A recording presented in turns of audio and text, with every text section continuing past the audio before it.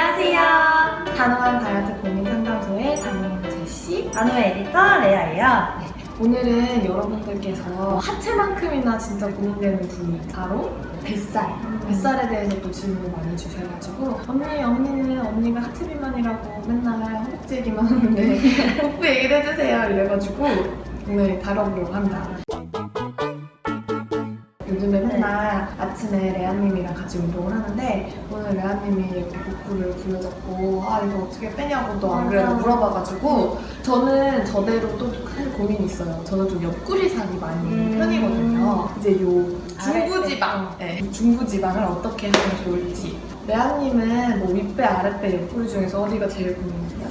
저는 윗배보다는 조금만 먹어도 아랫배가 자꾸 나오려고 그러더라고요. 그래서 아랫배가 엄청 신경 쓰이고 요새. 일단 그러면 아랫배가 있으신 분들, 사실 아랫배는 피하지방이 많은 축에 속해요. 우리 장기를 보호하기 위해서 배에 이제 살이 차곡차곡 쌓이는데 피하지방이, 그리고 아랫배가 허벅지나 그 엉덩이까지 이렇게 살이 붙어가지고 고민인 분들이 되게 많더라고요. 그러니까 이게 하체까지 이어지는 거죠, 그게. 그래서 약간 배형이라고 맞아, 하죠. 맞아. 약간 배처럼 이렇게. 그 항아리처럼 아랫배랑 허벅지, 엉덩이가 좀 이렇게 펴짐한 그런 체형 분들이 여기에 많이 속하시는데요. 아랫배가 많으신 분들은 첫째로 제일 중요한 거는 좀 활동량을 많이 늘려주시는 게 좋아요. 오래 앉아있다면 앉아있는 동안에도 아랫배에 좀 힘을 준다던가, 그리고 서서 일을 한다던가 계속 자극을 주실 수 있도록 해주시고, 그리고 두 번째 케이스는 변비가 좀 심하신 경우예요. 뭐만 먹었다 하면은 아랫배가 볼록 나오고 배가 더부룩하고 장이 안 좋고 꾸르륵거린다.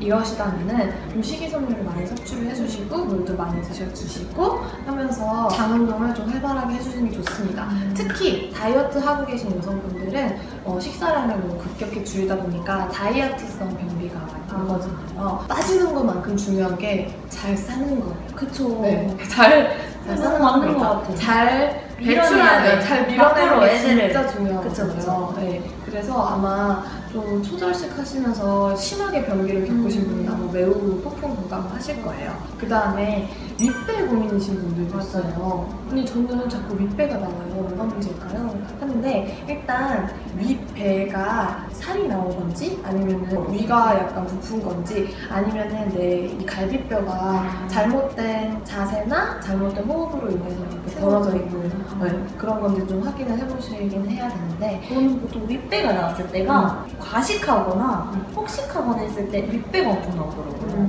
그래서 특히 윗배 나왔다고 하시는 분들은 과식이 조금 잦으신 분들, 그래서 음식물이 너무 과도하게 들어가가지고 윗배가 이렇게 떠올라요. 아니면은 음주 많이 하시면은 또 윗배가 나오고요. 이렇게 윗배가 나오신 분들은 팔다리는 가늘어요. 팔다리에는 살이 없는데 배만 조금 나온 거미형 체형의 경우가 있거든요. 이런 분들은 이제 옷 입을 때는 그렇게 걱정이 없는데 비키니를 입을 때 이제 이런 걱정인 거죠. 그래서 이런 분들 같은 경우에는 사실 피하지방보다 조금 더 건강에 적신호일 수가 있는 게 내장 지방이 있는지 조금 의심을 해보셔야 돼요. 내장 지방은 혈관으로 이동도 쉽고 지방간이나 고지혈병으로 이어지기 쉽기 때문에 좀 더 미리미리 건강관리 하시면 좋을 것 같아요. 어떻게 하냐? 일단 유산소 운동 좀 꾸준히 해주시는 게 이런 내장 지방에 많은 도움이 됩니다.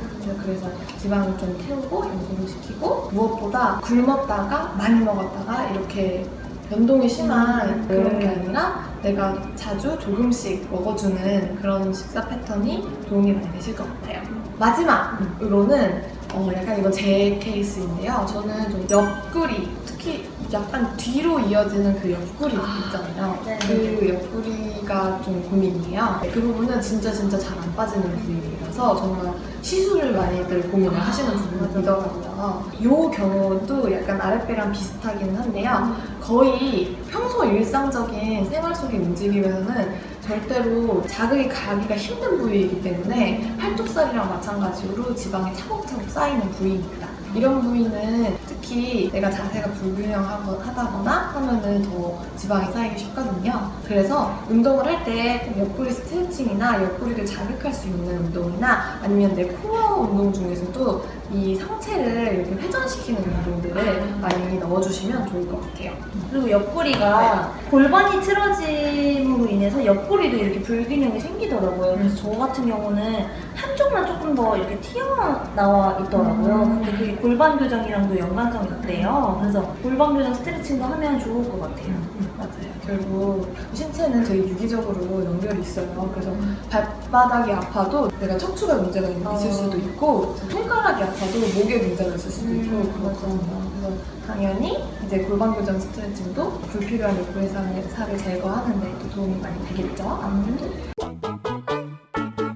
다시 정리하자면 나는 특별히 아랫배만 좀 고민이다 라고 하시는 분들은 앉아있는 시간을 조금 줄이고 식이섬유나 물, 유산균 섭취량을 좀 늘려주시면 좋겠어요. 윗배가 나오신 분들은 유산소 운동량을 조금 늘려준다. 식사량을 조금씩 자주 먹는 걸로 좀 바꿔본다. 이렇게 옆구리가 고민이신 분들 일상 속에서 수시로 옆구리 스트레칭 해준다. 운동할 때 코어 운동, 특히 옆구리에 자극을 줄 수 있는 운동 자세들을 넣어준다.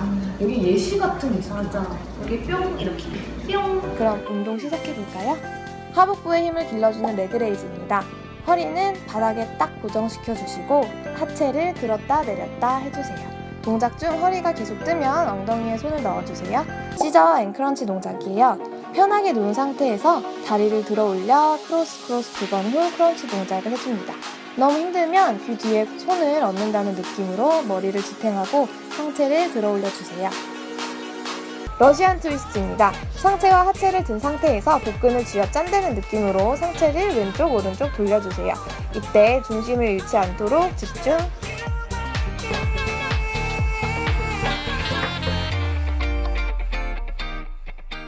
이렇게 특정 부위를 자극시켜줄 수 있는 운동은 이렇게 있지만 특정 부위살을 빨리 빼줄 수 있는 한 가지 해답은 사실 없어요. 그래서 식단 조절을 하면서 그 특정 부위 라인을 다듬어주고 그 근육을 강화시켜서 지방이 덜 쌓이게 하는 방법이지만은 사실 제일 중요한 그 지방을 감소시키는 방법은 식습관입니다. 여러분 단순히 적게 먹는 게 아니라 잘 먹고 잘 밀어낼 수 있는 식이섬유가 풍부한 그리고 물 많이 마시는 습관 꼭 기억해 주셨으면 좋겠어요. 잘 밀어내야 돼요.